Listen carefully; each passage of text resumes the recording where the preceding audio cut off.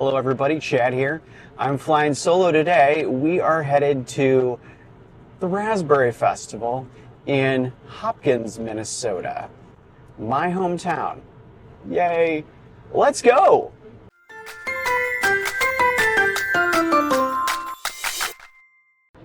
For me, going to Hopkins and being able to film there is really special because I've been traveling the world with Lisa and looking at all these wonderful towns and villages, and now for once I can go back to where I'm from and have a chance to talk about this small landlocked suburb of Minneapolis that hasn't grown appreciably much in the last 50 years, while all of the other communities around it have continued to grow. There just wasn't a lot of land. I think it's 4 square miles of land is what Hopkins occupies. And yeah, someday we'll get there, because this is not the fastest road to get there, but it's the most direct. In actuality, I grew up in a neighboring town, but with my grandparents here and my parents both having gone to school here, my mom growing up here, and all the time we spent going to businesses in Hopkins and seeing things in Hopkins. I absolutely feel like this is my hometown. This is downtown Hopkins during Raspberry Festival.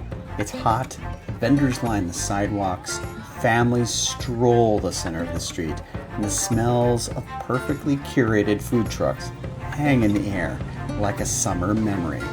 It's loud, it's familiar, and it's one of the few times the town feels like it never grew up.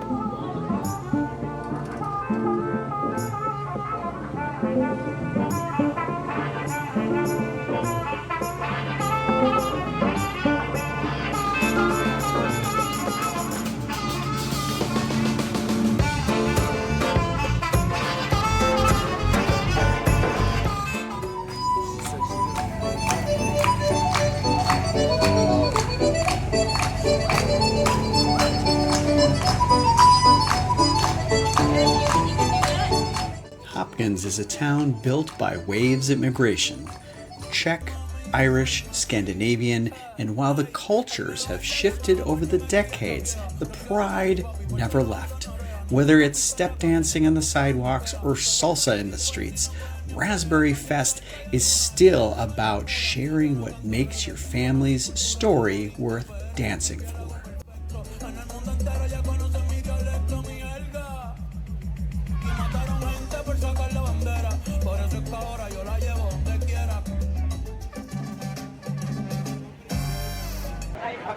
My name is Mary Romportl, and I've been a resident of Hopkins for quite some time, and I have been a member of the Historical Society for a while, and I'm presently a board member. Hopkins was settled by people from a number of places, Scandinavians, Germans, a lot of different nationalities, but predominantly Czechs. And they had heard about this area. They knew that there was good land here. They were the first ones to grow raspberries. In 1935, when we were in the middle of a depression, and there were a number of things affecting the crops in the area, and also the businesses in Hopkins were starting to suffer too. They decided that they would try to have a festival to try to boost the economy of the businesses and the farms, and also to boost the spirits of the people.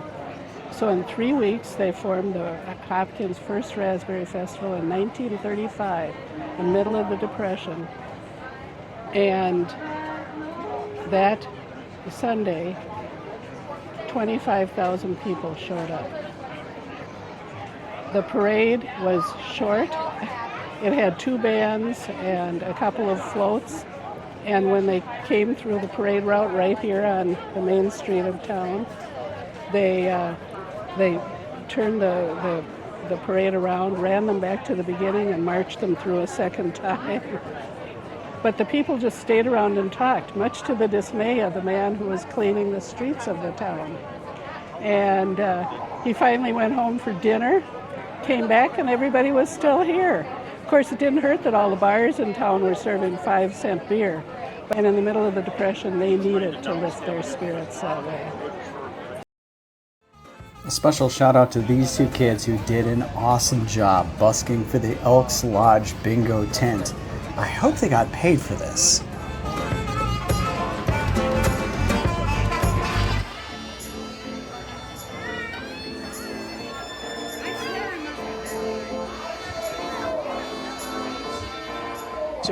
I'm Paula Nichols, and I'm from Hopkins, Minnesota here, and I wrote this book about my childhood in Hopkins. One of the stories in here is about our neighbor cat, a big tomcat, used to come up and hop on the counter. My mother was downstairs doing laundry, and the cat, the vanilla cake that was on the counter was not yet frosted, and that dang cat came up and licked off all the top layer. And when I walked in the room, I said, "Oh, Kitty, you are in so much trouble." And he jumped down. My mother came up from the laundry room just then. I didn't say a word. She worked too hard. I didn't want her to feel exhausted. She iced that thing and we ate it. And I didn't tell her about what we did, well, what I did, until my dad's funeral. And she said, you know, that cat. But she loved that cat, you know. My grandfather and his cronies used to go out on the lake, and one time it wasn't quite frozen, and the car landed in the lake, like ass end into the lake. And my mother would say, "Fred, why do you do this?" And he'd go, "Oh, Louise, we got to have fish, you know." And and they were the best fish fries. And then, of course, they were keeping themselves warm with peppermint schnapps out there. They didn't care how cold it was. Are you kidding me? So we used to go swim at the suburban pool, neighborhood pool. And one day, the sky just sort of clouded over, and it was getting more and more cloudy. And we're just going, okay, well, you know, maybe there's going to be a little thunderstorm. We could keep an eye on it. And all of a sudden, it got really dark fast. And the PA system, the police went around with their PA system saying, "Get out of the pool, get out of the pool." And just about as we were like really getting out of the pool, the sky opened up and all hell broke loose. And basically, we were having sort of a tornado right on top of us. And everybody's running, screaming down to the parking lot like a giant milkshake spilled over to the parking lot. I finished my journalism degree at San Francisco State, and then I worked in San Diego for a while. My first apartment, there was this noise that sounded like a tornado siren. And I said, "Wait a minute, are there tornadoes in San Diego?" And I called up 911. And I go, is this a tornado siren? She goes, "Ma'am, that's a car alarm. Welcome to California." Every piece of this town has a story, from murals that shout welcome to glass art that quietly watches you pass by. A metal cyclist pushes forward, just like Hopkins always has. Kids play baseball in the same park their parents did.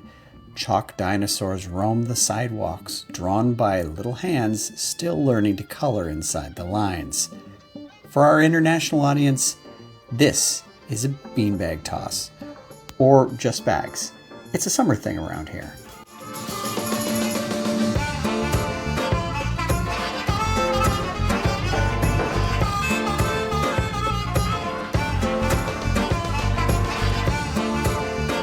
Hopkins used to be wall-to-wall car dealerships. These days, they're gone. But the car culture still finds time to cruise as they always did on Main Street.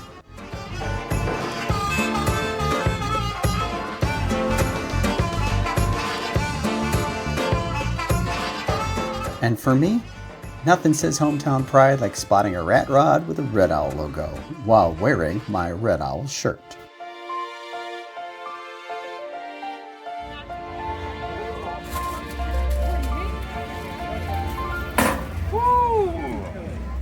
Look at that.